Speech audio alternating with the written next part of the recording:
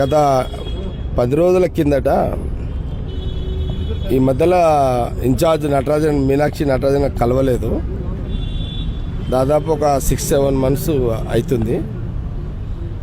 సరే ఈ మొన్న 10 days బ్యాక్ మీనాక్షి నటరాజన్ గారికి నేనే పర్సనల్గా ఫోన్ చేసి, మేడం ఈ మధ్యలో మీరు ఎప్పుడన్నా అంటే నేను కూడా కలవక దాదాపు 5-6 నెలలు అవుతుంది, జనరల్గానే కలవాలనుకుంటున్నారు, పెద్దగా మా విషయాలు ఏం లేవు మాట్లాడడానికి,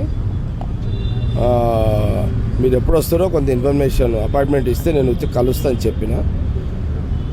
వారు చెప్పారు, వాళ్ళ పిఏ ఫోన్ చేసిండు ఈరోజు 6:30కి రమ్మని. అందుకే ఎమ్మెల్యే క్వార్టర్స్కి వచ్చిన చాలామంది ఉన్నారు.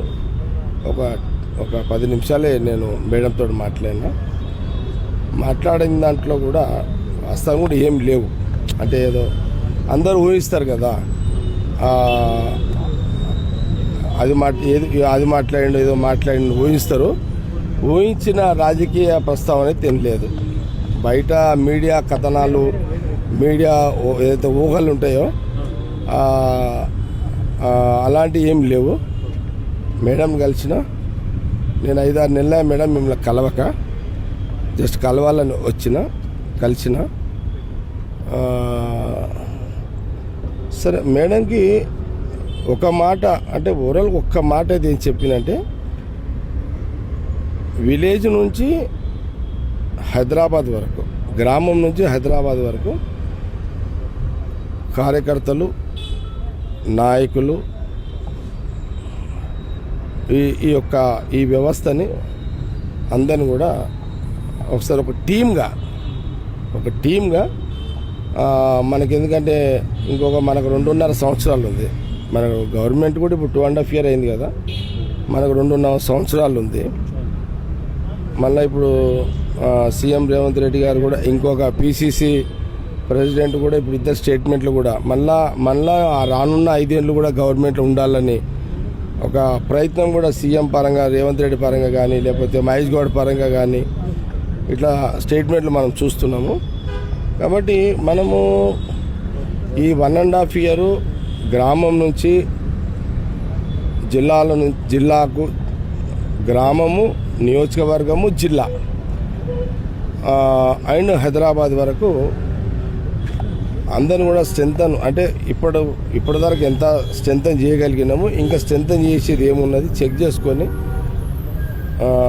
సీఎం రేవంత్ రెడ్డి గారు కానీ, ఇన్ఛార్జ్ కానీ, పీసీసీ ప్రెసిడెంట్ మీరు చేస్తున్న ప్రయత్నానికి ఇంకా అదనంగా కొంత పని చేసి, కొంత కోఆర్డినేషన్ చేసి ఇంకా చేయాలి మేడం. ఈ 6 నెలలు ఇంకో మనము ఇప్పుడు 6 నెలలు అయితే మనకు 3 years అవుతుంది. తర్వాత ఒక 1 year ఉంటుంది, 1.5 years మొత్తం. తర్వాత 1 year ఎలక్షన్ ఇయర్ అవుతుంది.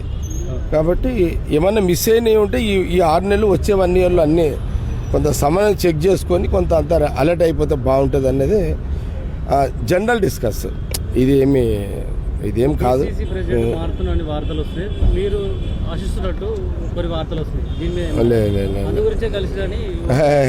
అందుకే నేను ముందే చెప్పిన, మీరు ఏదో ఊహించుకొని నన్ను అడుగుతారు, మీరు ఏదో ఊహించుకుంటారు. ఊహాగానాలు జవాబు చెప్పలేను. న్యాయంగా నిజంగా చెప్తున్నా, నేను 5-6 నెలల నుంచి మేడం కలవలేదు.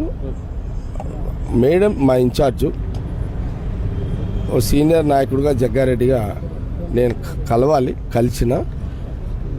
కానీ నాకు ఇంకో అలవాటు ఏంటంటే, నాకు కాంప్లైంట్లు ఇచ్చే అలవాటు కూడా నాకు బేసికల్గా లేదు.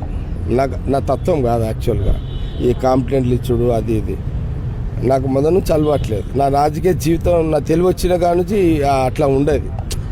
ఏదన్నా ఉంటే కొన్ని విషయాలు చెప్తా, కానీ వాళ్ళు అట్లా, వీళ్ళు ఇట్లా, అది అట్లా, ఇది ఇట్లా దానికి టైం కిల్ చేయను. నేను చెప్పేది ఒకటే, ఏదన్నా గ్రామ స్థాయి నుంచి ఢిల్లీ వరకు కార్యకర్తలు, నాయకులు ఎవరైనా మిస్ అయిన వాళ్ళు ఉంటే చెక్ చేసుకోండి. మిస్ అవుతారు కదా, ఇంత పెద్ద సముద్రంలో, ఇంత పెద్ద వ్యవస్థలో అక్కడక్కడ కొందరు మిస్ అవుతారు. ఎవరు మిస్ అవుతారో చెక్ చేసుకోండి మేడం. ఎందుకంటే ఇంకా ఈ 6 నెలలు 1 year అయిపోతే, 1.5 year అయిపోతే ఎలక్షన్ ఇయర్లో పడతాం కదా. చాలామందికి అందరికి పదవులు వచ్చినాయి.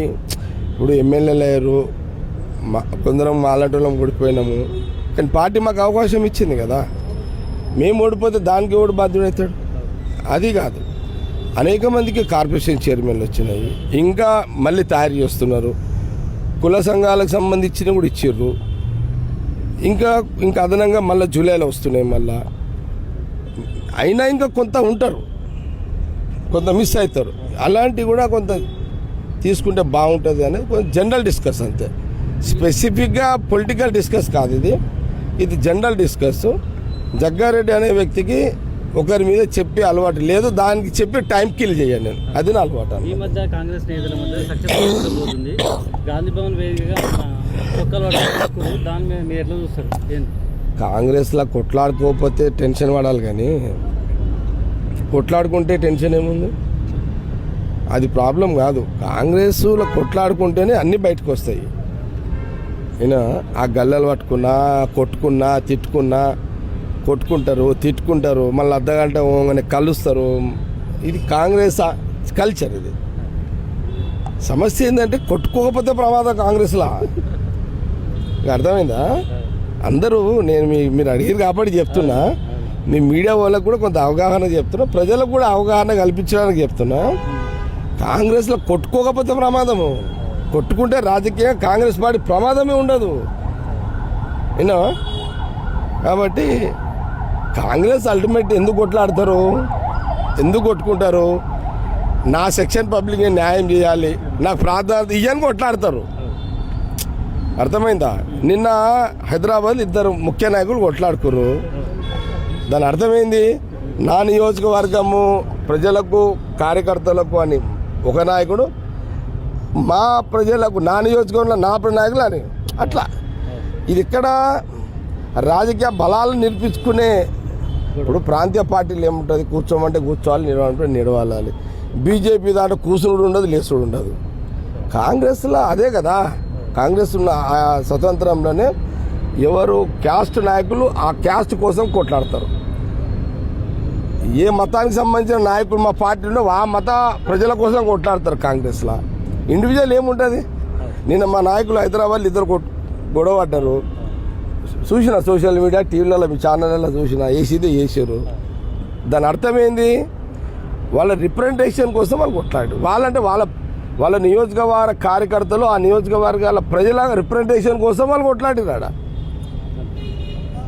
సరే, మీకు మీడియాకి ఇంకోటి అవసరము కాదు, మీ తప్పు కాదు, అది వాళ్ళ తప్పు.